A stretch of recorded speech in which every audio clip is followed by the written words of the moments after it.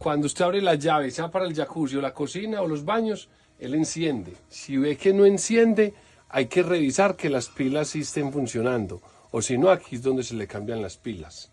Una vez se le cambian las pilas, si no arranca el agua caliente, cierra esta llave y vuelve y la abre. Y listo. Es lo único que hay que hacerle si no le funciona el calentador.